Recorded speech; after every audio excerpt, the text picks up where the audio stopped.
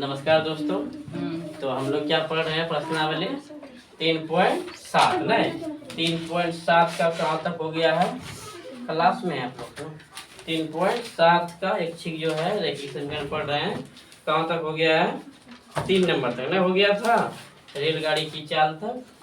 यदि आप लोग नहीं देखे हैं, जिसका ये पहला वीडियो है, प्रश्नावली 1.1 से 3.7 तक एकदम धड़ाक से बताए हैं, कोई दिक्कत नहीं है। यदि नहीं देखे हैं तो उसको जरूर देख लीजिएगा। और चलते हैं अब हम लोग कहाँ? प्रश्नावली 3.7 सवाल नंबर 4।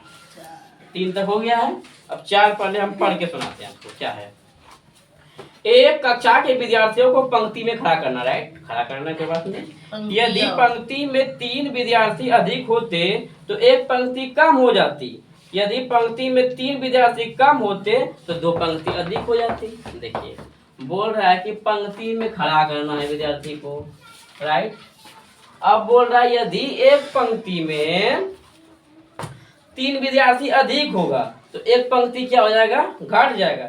यदि पंक्ति में 3 विद्यार्थी अधिक होते, जैसे कि इसमें 6 गो है, यदि 3 गो अधिक लगाते, 9 गो लगाते तो क्या होता? एक पंक्ति कम हो जाता। और यदि 3 कम लगाते, यदि 6 गो है 3 गो लगाते, क्या होता? 2 पंक्ति बढ़ जाता।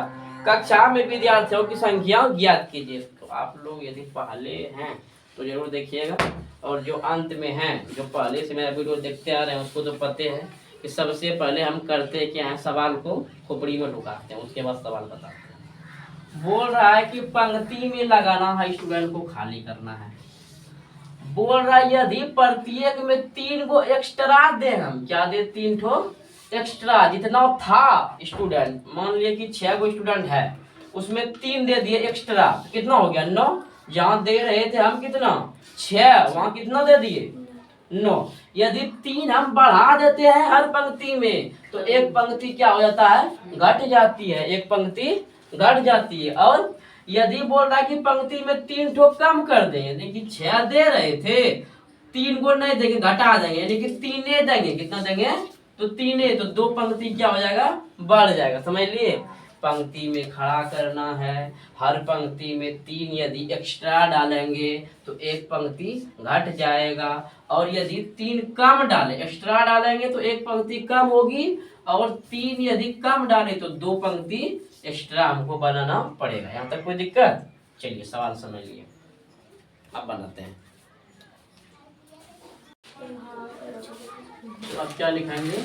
हालिया सवाल समझा दिए, बढ़िया से समझ लिए। प्रश्नावली कितना है? 3 बता दिए हैं, 3.7 है। सवाल नंबर 4 है। माना कि प्रत्येक पंक्ति, मान लिए कि प्रत्येक पंक्ति में विद्यार्थी कितना है? x। माना कि प्रत्येक पंक्ति में विद्यार्थी लिखे, छात्र लिखे, स्टूडेंट लिखे, जो लिखना है लिखिए। प्रत्येक पंक्ति में कितना स्टूडेंट है? x। एक जो पंक्ति है उसमें कितना है? x। कुल पंक्ति कितना है? कुल पंक्ति कितना है? लेकिन यहाँ लिखना चाहिए, सब बराबर एक जगह लिखना चाहिए, ऐसे ऐसे, है ना? पंक्ति, कुल पंक्ति कितना हो गया? x। कुल छात्र, कुल विद्यार्थी। एक बात हमको आप बताइए कि एक पंक्ति में x तो छात्र है, समझ लीजिए, बुझ लीजिए 6 गो है, उस तरह से 5 पंक्ति है तो कितना छात्र होगा? 6 पंचे 30, नहीं हो जाएगा? तो वही माने हैं कि एक पंक्ति में कितना छात्र है? x। कुल पंक्ति कितना है? y। तो कुल विद्यार्थी कितना हो जाएगा? x y। या तक कोई दिक्कत? अब लिखिए प्रश्न से। कहाँ से लिखिए? प्रश्न से। क्या बोल रहा है प्रश्न से?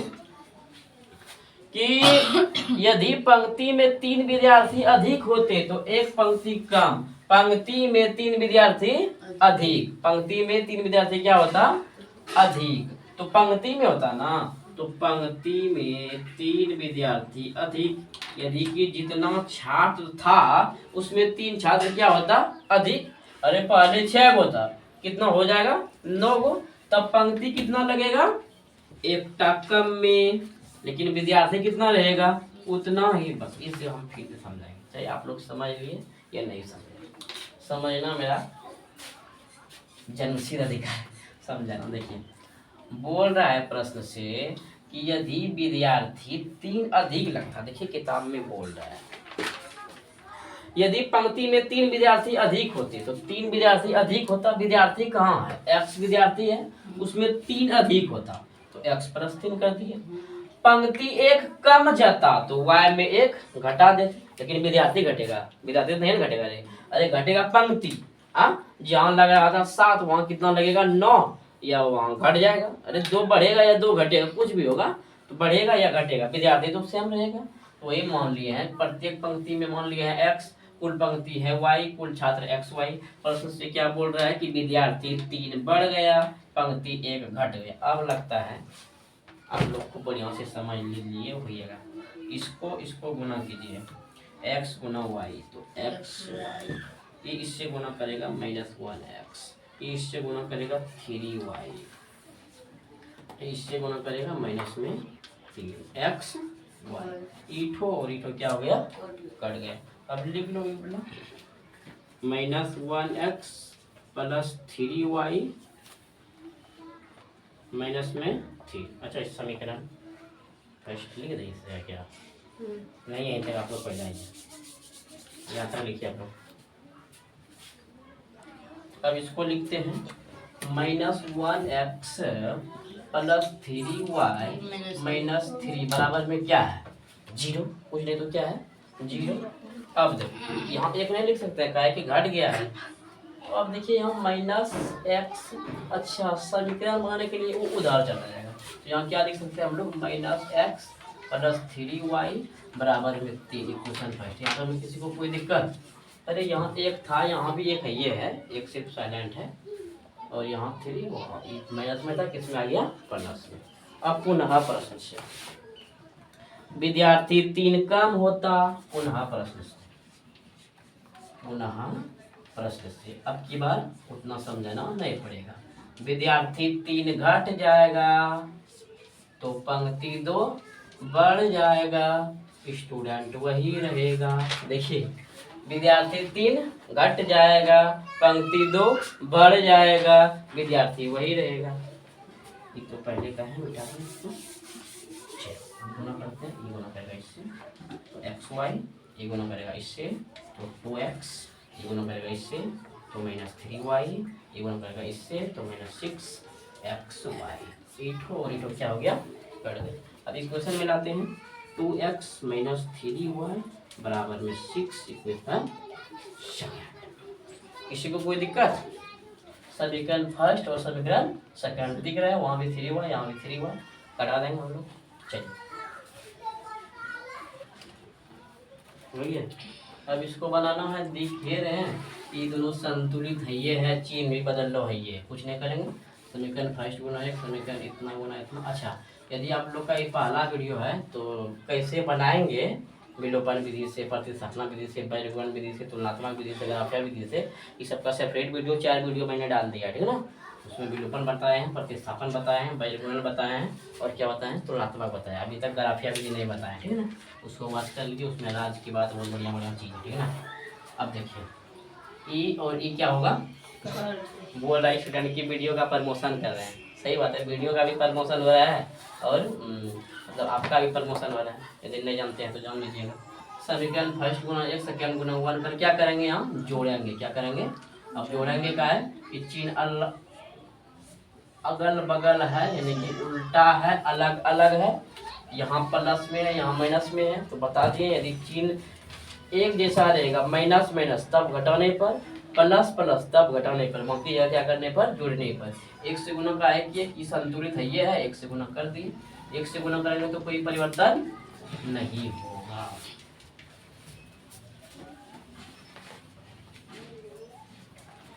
जोड़ रहे हैं तो जोड़ दीजिए।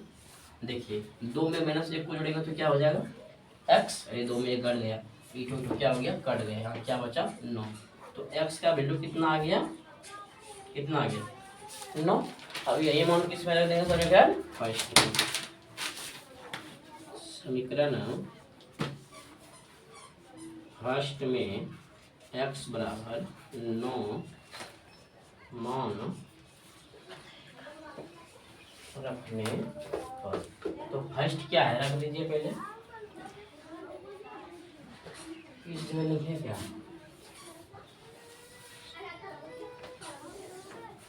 फर्स्ट क्या है -x + 3y बराबर में 3।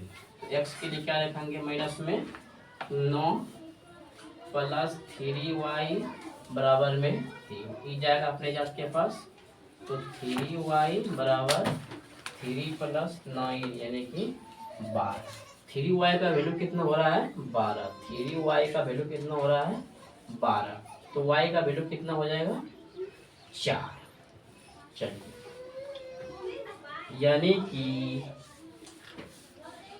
यानी कि विद्यार्थी कितना है 9 ठो, एक पंक्ति में कितना विद्यार्थी है 9 ठो, और कुल पंक्ति कितना है 4। अब आप लोग बताइए कुल विद्यार्थी कितना होगा, एक पंक्ति में 9 विद्यार्थी, कुल पंक्ति 4, तो विद्यार्थी कितना हो जाएगा, विद्यार्थी कितना हो जाएगा 9 चौकी 36, समझे। एक पंक्ति में 9 विद्यार्थी, कुल पंक्ति 4, तो आप लोग गुना कर लीजिएगा। इधर लिखे यहाँ तक आइए पहले, कुल छात्र ना बोल रहा है, विद्यार्थी बोल रहा है, छात्र नहीं बोल रहा है, वो विद्यार्थी बोल रहा है। तो विद्यार्थी कितना है xy, तो x का वैल्यू 9, y का वैल्यू 4 यानी कि 36। कुल छात्र कितना हो गया 36। कुल विद्यार्थी कितना हो गया 36 विद्यार्थी, कितना विद्यार्थी हो गया 36 विद्यार्थी। ठीक, चलिए